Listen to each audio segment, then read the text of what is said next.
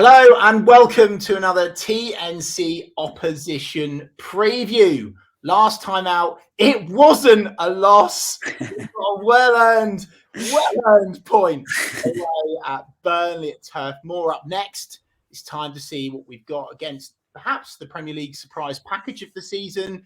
Arguably one of the informed teams in the league. It's Brighton, and who better to give us all of the latest Brighton insights than massive Brighton fan. He bleeds blue and white, this boy. Content creator, Ryan Adsit. Ryan, how are you? Mate, that was some intro, you know. That was quite an intro. I'm happy with that one. You're not special, don't worry. No, I'm all good, thank you. I'm all good. I'm looking forward to the weekend. I'll be heading up, so it's gonna be good fun, hopefully. We'll see when we. You're saying you're looking forward to it. I'm not. Surprisingly, I'm not. What is the mood like around the Amex right now, Ryan? What's the mood like in the Brighton camp? Because it's been a very, very good start to the season for you. Yeah, no, it's been. I mean, I said it since the beginning of the season. Really, you can really tell something's different. I don't know what it is, but there's definitely something different in the air. It feels, and I said this on the first game after Burnley because obviously we came back and won 2-1, which was not something that we probably would have done last season, to score 2 goals as clinically as we did. It was 2 chances and 2 goals. We've done that a few times now, obviously against Brentford, against Palace, a bit of a smash and grab, against Leicester, it's a bit of a smash and grab, against Brentford, it was a bit of a smash and grab. So, there's 4 games there really where we didn't deserve anything and come away with, 10 points. So, yeah, I'd say the mood around the whole club, to be honest, is good. There's nothing to be down about at the moment, but obviously it's just keeping, that international break could be a bit of a blow. Obviously, a few things happen behind the scenes as well, which I'm not going to go into. But hopefully, if the heads all stay up, we should be confident going into Norwich, to say the least. Do you think the reason for your success this season has been partly due to Potter? Because I think the way he set out his teams this season has been excellent. I think I'm a massive, it's a bit old school, but I'm a massive believer in the second half is the manager's half. And clearly what Potter has done with you guys this season has worked. Is he perhaps the main reason why you've been able to grab points where perhaps in previous seasons you wouldn't have done? Yeah, no, I've always loved Potter. I think most Brighton fans will tell you that they love Potter. I think the biggest question mark over him last season was, does he have a plan B? We love to dominate games. Last season, we were really strong in pretty much every game. I don't think, to be honest, we got blown away by anyone. I'm pretty sure pretty much every team we held to the sword, really. We took points off. We won against Spurs. We won a double over Leeds. We won against Liverpool. We won against Man City. So, there's 4 big teams there where, we're dominating. And then we come up against Sheffield United and get, lose and then draw. And then come up against West Brom and lose and draw. So, yeah, I think it was about, taking on these lesser sides, if you like. And then, can we actually grind out? Can we go to Brentford away, know that they're going to be a tough test, but still grind out a 90th minute winner? Not something we'd have seen last season. And whether that's just fans being back in the grounds, obviously Mopay, the chances that we missed last season was ridiculous, the expected goals and whatever. But yeah, as I say, maybe it's just the fans back, a bit of that impact. But yeah, no, I totally agree. Graham Potter's, he's a magician. he's an absolute madman, some of the stuff he tries, but it's good to see us having a bit of a plan B as well, Absolutely. And look, although it's been a good start, there have been 2 draws on the spin for you now. One away at Arsenal, which was it away or was it home? Home against Arsenal. And I thought you boys played really well, but didn't put them to bed. Then you went away at Palace, of course, your rivals. You managed to get a point from behind. Is this any cause for concern going to this Norwich game, or do you think you'll get back to winning ways? No, I don't think so. Because, you look at Palace, as I said, we didn't play well, got a last minute equaliser, which felt like a winner, to be honest with you. Obviously the way it went in was mad. The scenes, I was there. The scenes were nuts. And then, we come to Arsenal, completely probably the best game that we've played all season, to be honest. We played really well, probably a flashes of last season with some of the misses, but again, we've played really well, so you can't really complain too much. Obviously, it's Arsenal who are banging form. I think they were on the back of like 4 wins in a row, something like that. So, we're not to go up against Arsenal and get a point and be really disappointed is, probably a sign of we're actually not that bad. So yeah, I think there's no cause for concern yet, for sure. Fair enough. Now look, it's all been happy-go-lucky so far on this show, Ryan. It's been friendly, it's been warm, it's been welcoming. I've complimented Brighton. Yeah. But, and it's a big but, the TNC your subscribers will know I've given Brighton some stick before. The Brighton fans have given me some stick before, and I think it all stemmed from that game in the Championship, when you were on for the title and Pritchard scored 2 in off David Stockdale's arse. So it would only be fair to not be too fan, and let's have a healthy debate. Now, I must say, Ryan, before this, you gave me the pleasure of linking me to one of your podcasts. And I will say, fair play that you did, because if I'd found it afterwards, I would have given you some shit. And I must say, I am very, very disappointed by your lack of respect.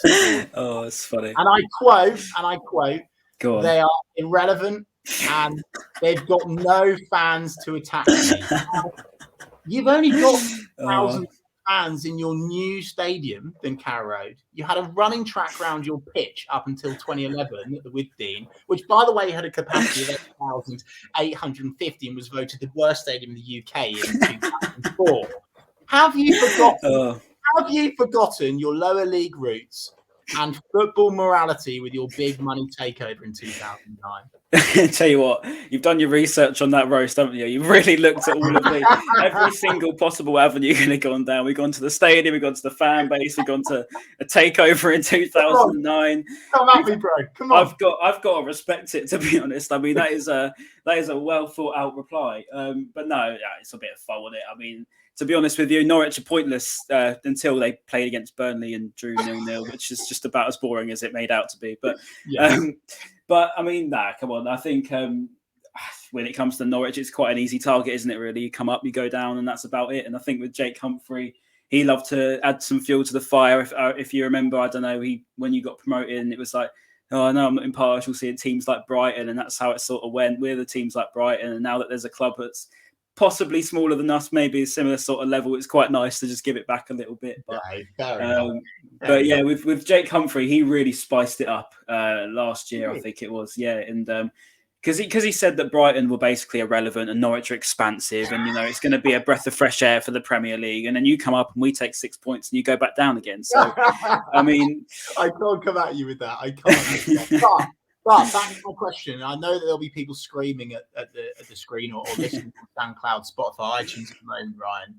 Have you lost your sense of football morality? Because don't forget your lower league roots. And I know it's all very well and good in the Brighton world right now with your new stadium, your billionaire owner, but do you regret that lack of respect shown towards Norwich on your podcast? Nah, it's just fun, isn't it? It doesn't matter about the past. It matters about now, I think. And right now, I mean, we've got every right to have a bit of an ego, But no, I think with Brighton fans, I think that's why we're so happy. I mean, because we've all seen how bad it was and how bad it has been. To be sixth in the Premier League right now was something I never, ever, ever, ever thought I'd say. I mean, I remember going in school and we'd sit around in school and we'd be talking at lunchtime, be talking about how Brighton are going to get relegated to League One. There's more chance of us, going extinct and actually getting over to the Premier League. And look at us now. We're sitting in potential Champions League places after this weekend. So why can't we be happy with it, Ryan, right. And you might not expect me to take this stance, but fair play. I always say this: enjoy it when you're on the up. A lot of people say, "Don't get carried away. Don't get carried away." We're fans, aren't we? We're not managers. We got to enjoy it.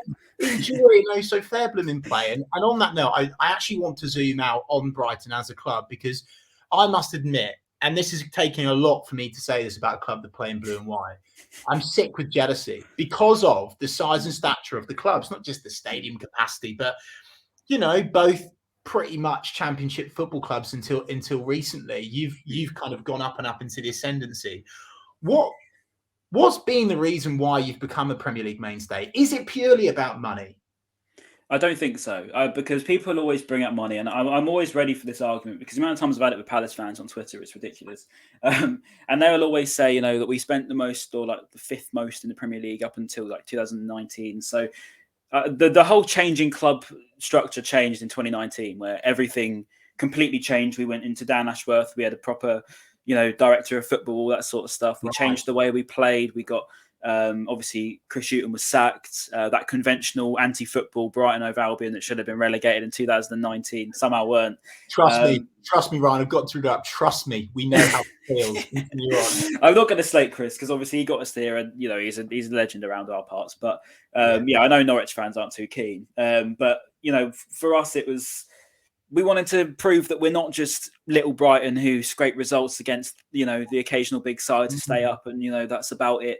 We wanted to obviously get better, and I think Tony Bloom is an ambitious man. He's a poker player. He loves to play with his cards close to his chest, and obviously we changed the club structure. We play with much younger team now, expansive football. Obviously we top nearly every stat there is in football at the moment. So I think. Ryan, just a quick question. Sorry to interrupt you, mate. I think an important point about this is, so your owner, am I right in saying, is actually a legitimate Brighton fan? Because he bought them over in 2009, right? Yeah. So he has taken them on that journey up, and I've got some time and respect for that, because obviously it's no secret Delia and Michael Wynne-Jones are massive Norwich fans. Do you think that helps that he's a Brighton fan, your owner? Yeah, definitely. I mean, it's all well and good. You see the Newcastle takeover now. I mean, no one can compete with that. I mean, there's Saudi Arabian, kings or whatever they are, and they've taken over a club in England that they've probably never heard of. But it's just crazy. But with Tony Bloom, he's been in his family, I think, for generations, and obviously he's come over and then taken the reins. But he cares about the club. I mean, so we think. I mean, I don't know the guy personally, but I mean, it seems a genuine love for Brighton, and I think you can see that really with how we've grown, not quickly, because obviously I think you look at a club maybe like Leeds who come up and then they did really well in their first year, maybe not so good this season. I think maybe a bit of a Sheffield United repeat. Hopefully they get relegated, but I think in general, I think with Bloom, you can tell he's a fan. He goes into the stands with Brentford. I think it was a Brentford away. He sat in the stands with the away fans, and you wouldn't see that with many owners. So, the whole ethos in the club seems like it's genuine to a degree. So from off the pitch to on the pitch now, I really want to talk about Maupay, of course, one of your top players, without a shadow of a doubt. Is he the main threat going into this game, or is there other avenues that Brighton can hurt us? I think the joy of us at the moment is we seem to have more players chipping in now. Obviously, midfielders were not scoring enough last season, to say the least. We were creating a lot of chances, but people were very quick to go Mopay's fault, Trossard's fault, Welbeck's fault. But when you look at it, barely any of our midfielders scored, really. So to have now Adam Lallana, Pascal Gross obviously creates chances himself, but particularly Jakob Moder and Alexis McAllister, two young players who have only really broke into it this season. I think they would be ones to. I really like them a lot, and whenever I watch them play, it's exciting. They're only a year or two older than I am, and they're out there looking really good. But no, Mopay, of course. I mean, he's on red hot form at the moment. Seems to be tucking his chances away now. So. Yeah, I'm hopeful, because obviously Trossard likes to hurt you as well. I think last season before, he got a couple of goals against you, and obviously changed the game at the Amex as well. So yeah, he loves a goal against Norwich. So I'm looking mate, stop. I don't want to be too confident, because it's going to come back and hurt me. It's particularly what I've said on my podcast. Hey, there's no mercy here. You're getting no sympathy here. What you said on your podcast, trust me, it will be clipped up. All right, that's good. Anyway, on a serious note, Ryan, I know I said, get carried away, and that's important, but what is the genuine ambition for Brighton this season? Do you really believe that you could be toying with the European places?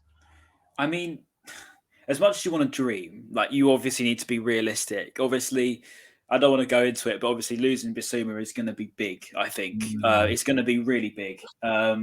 Whatever's going to happen with that. one way or another, I can't see him playing for us again this season, if I'm honest, or again at all.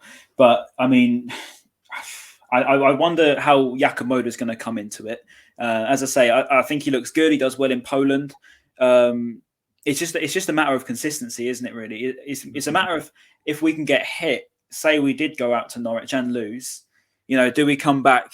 Because we've obviously got we've got Liverpool next, and then it's Man City afterwards. Yeah. So it's two massive games. But the way I view it is, if we beat Norwich, obviously on a Saturday, and then we've got Man City at home and then Liverpool away.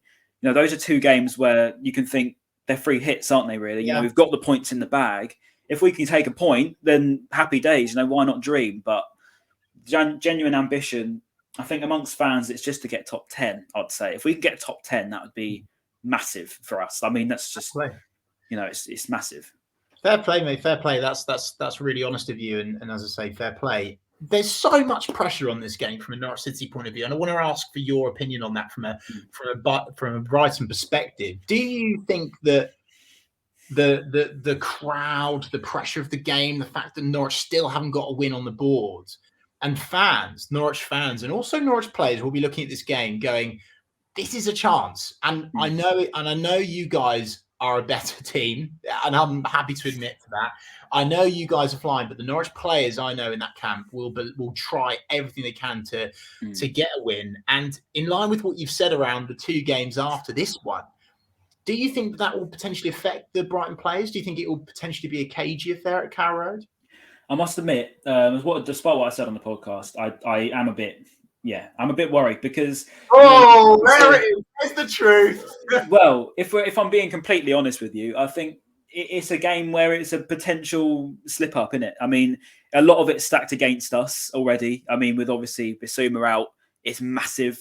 We've obviously reacted differently with Arsenal, where we didn't do too bad, but against Palace, we were overrun pretty much the whole way through the first half, and even portions of the second. I mean, Conor Gallagher had us on strings, so.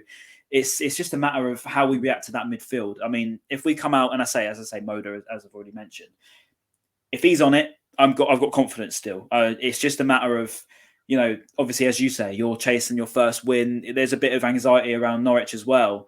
And of course, you're going to look at Brighton and think that's a chance because, we're similar sized clubs. That's what we should be doing. You look at Norwich, you look at Burnley, you look at those sort of teams, you think, you need to win those games. Otherwise, we will get relegated again. But I don't know. I must admit it will be cagier, but I still think that we're more than good enough to deal with you. It just depends on, as I say, your atmosphere could be important. If you've all got behind the team and, anything can happen in the Premier League. I mean, look at what you did to City, didn't you? So those sort of things can turn for you. And I'm slowly turning you, Ryan. I'm slowly turning you. And on a serious note, how do you see Norwich doing this season? Do you think it's inevitable that we'll be relegated?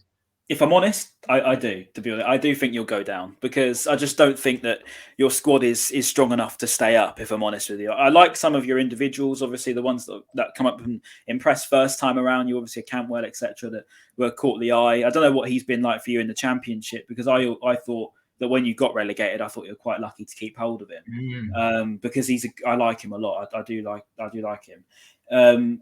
But I don't see Norwich staying up, if I'm honest with you, because I think Watford as well. I just don't think they're good enough. I just think there's a few teams down there. I don't want to speak too soon because obviously we can still be dragged into it as well. Come off it. There's no way you're going to be. I think so. I don't know.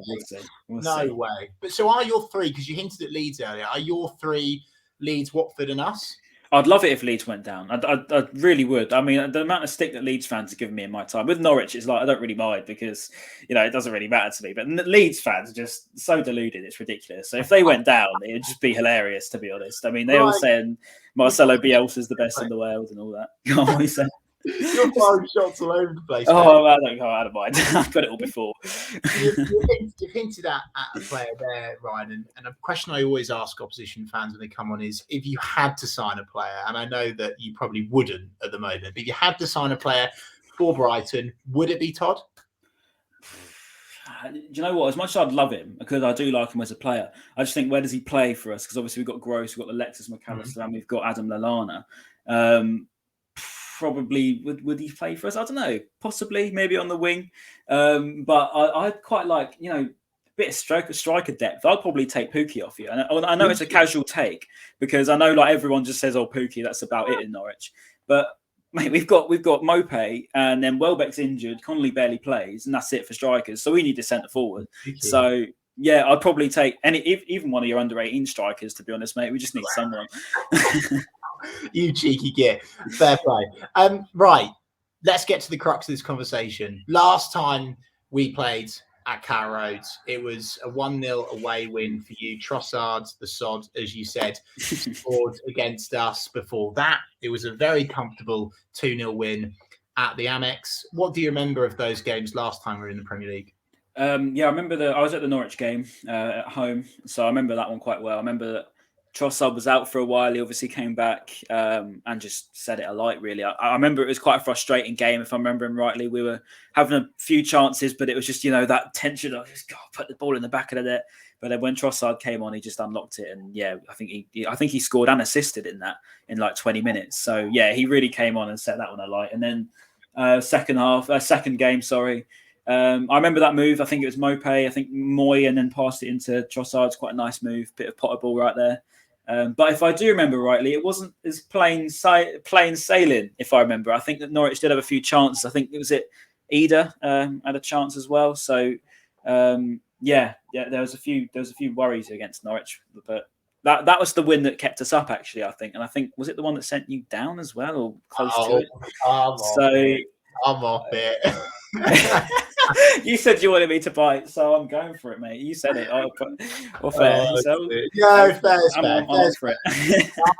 And trust me, and we'll get to this point now. And trust me, Ryan, it's unlikely that we will win, but if we win, I can assure you that I'll be knocking on your Twitter door. Oh, I'm ready for it. I'm ready for Saturday night. And head over the years is actually pretty close.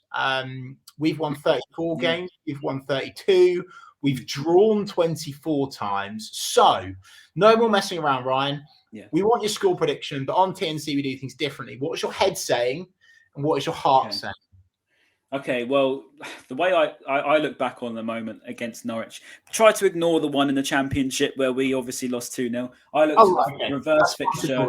I looked at the reverse fixture where we won 5, and I don't know if you remember that one where Glenn Murray come up with a hat trick and Anthony Knockaert chipped the goalkeeper, and I think it was Dunk as well.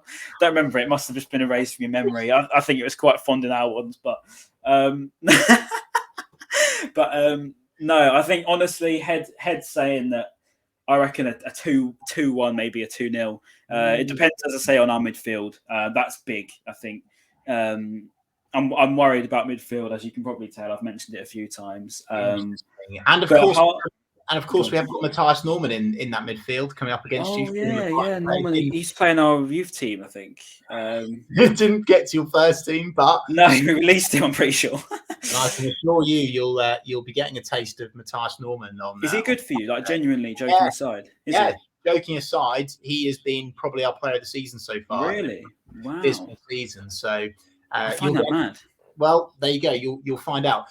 Great score predictions, Ryan. My head is saying, oh, God. Look, I think this game can go one of two ways. I think it's going to be embarrassing for Norwich, or it's going to be the kickstart that our season needs. And I don't think it'll be anywhere in between. Yeah, I get you. So my head says 2-0 win to Brighton, but my heart says. My heart says 2-0 win to Brighton. My heart says 2-1 to Norwich. And I'll tell you why, Ryan. I think we're establishing a system now that's meant that we've scraped a point away at Burnley. I feel like the new players have gelled now, and this is the game that we're going to do it. I'm speaking into existence. So there's my score prediction. Ryan, thanks for coming on, mate. I really appreciate it. Yeah, it's good fun, mate. Thank you. I must admit, I now that I've spoke to a Norwich fan, it was hard to find one. I've got to be honest. But now that I've spoken to one, come on. But now that I've spoken to one, there is a bit more worry. No, joking aside, it's going to be a good game. But no, I do agree. I think it could be tight on your end as well, because obviously you're chasing that win. And it's those moments where the longer it goes on, the sweeter it's going to feel. And I think obviously it's been 7-8 games now, so yeah, it will be a tight one. I think it will be a tight one. We love to make it hard for ourselves. I mean, Stockdale literally scored 2 own goals to lose the title against you. So I mean, it's just stuff that we love to get ourselves into. I mean, it'd be so Brighton. It'd be so Brighton to lose to you lot and then beat Liverpool next week. It's just inevitable, isn't it? So that's football, isn't it? Mate, Ryan, thank you so much for taking time out of your day to speak to us. And thanks so much for everyone for watching. As always, if you've enjoyed this, you've enjoyed the banter, feel free to give Ryan some stick in the comments. If you've enjoyed the banter, do give this video a big thumbs up. If you're watching on YouTube, share it on social media. And of course, get involved in the conversation. We're at Talk Norwich City on all socials. Thank you so much for watching another TNC opposition preview. And I'm speaking existence. Next time I talk to you all, it will be 3 points for Norwich City. See you soon. And on the ball, City.